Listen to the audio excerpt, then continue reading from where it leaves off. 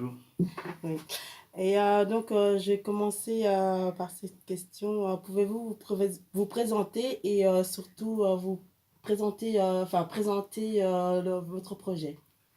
Tout d'abord, je viens au nom de l'ASBL Laisser Racine. Donc, c'est cette ASBL qui a initié le projet KUA.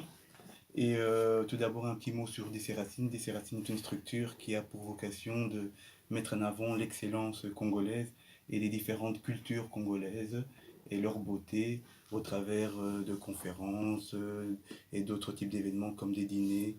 Et donc voilà. Et donc pour le projet KUA en tant que tel, alors il faut savoir pourquoi le choix du nom KUA, donc c'est peut-être un élément important. Alors KUA veut dire deux choses dans deux des quatre langues nationales, on va dire congolaises officielles. Kua veut dire écouter en Kikongo. Et en Swahili, ça veut dire être, devenir. Alors la logique du choix de ce nom est due au fait qu'on estime qu'il faut écouter ses origines pour devenir quelqu'un. Et donc c'est un peu la logique du choix de ce nom. Et donc par rapport au projet en lui-même, le projet poursuit plusieurs objectifs. Il y en a quatre. Alors le premier qui est l'objectif le plus important est l'apprentissage des cultures congolaises, parce qu'il n'y en a pas qu'une, il y en a plusieurs, et c'est important que nos enfants puissent appréhender la diversité des richesses, la diversité et les richesses des cultures congolaises. Alors l'objectif aussi, c'est de pouvoir déconstruire des clichés à travers la connaissance de ces cultures. C'est important que les enfants puissent avoir une très bonne image des cultures congolaises et du Congolais lui-même. Donc c'est important qu'il ne puisse pas être biaisé par des images qu'on renvoie, du moins que certains médias renvoient du Congo, et c'est des images juste uniques qui vont dans un sens, alors qu'il y a il y a du positif aussi dans ce pays, et il y a eu des grands hommes aussi dans ce pays. Alors ça permet aussi de donner un repère identitaire, donc c'est réellement important.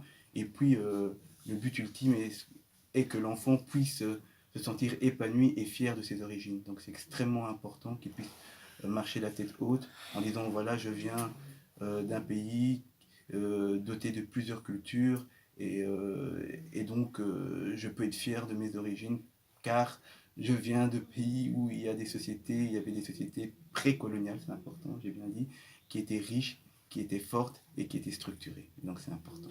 Oui. Et ma question suivante serait comment cette initiative vous est apparue? Alors comme je viens de le dire, DC Racine est une organisation qui a pour but de mettre en avant l'excellence congolaise, notamment à travers de conférences. Alors il y avait une des conférences qui portait justement sur les jeunes, et donc c'était il y a quelques années, et à l'issue de cette conférence, on s'est dit, mais ouf, il y a quand même quelque chose qui manque, c'est peut-être un lieu de transmission culturelle. Donc on s'est dit, peut-être un jour, on devrait œuvrer dans ce sens-là.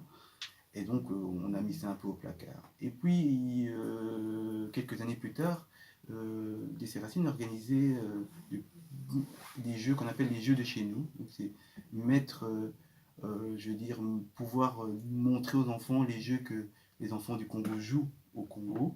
Et donc, à travers ces jeux-là, on s'est dit, mais les enfants adhèrent, ils aiment bien. Donc, on se dit, mais est-ce qu'on ne devrait pas aller plus loin dans la logique? Et donc, les deux éléments, c'est-à-dire cette impression de manque de lieu de transmission culturelle et le bonheur que les enfants avaient à jouer à une de nos activités qui sont les jeux de chez nous, ben on s'est dit, il faut aller plus loin, allons plus loin. Et donc l'étape suivante était justement la mise sur pied de cette école culturelle. Donc y a bien eu une demande du public par rapport à votre projet? Disons que la demande était latente. Hein, vous savez, quand vous discutez, c'est un élément qui est un peu triste dans nos communautés, c'est que c'est des aspects on ne parle pas trop, notamment la transmission culturelle et tout, on parle plutôt d'insertion, etc. Alors que nous, on estime que la transmission culturelle permet de faciliter justement l'épanouissement des enfants dans ces sociétés. Et donc, il n'y avait pas vraiment une demande explicite, mais on sentait qu'il y avait un besoin. Il y avait un besoin qui était latent lorsqu'on discutait avec les personnes. Ils nous disaient pas explicitement on veut un lieu de transmission culturelle, mais la solution, notamment à certains problèmes qu'ils évoquaient, était la création d'un lieu de transmission culturelle. Et donc, c'est comme ça qu'on est arrivé à la conclusion qu'il fallait mettre sur pied ce type de structure. Okay.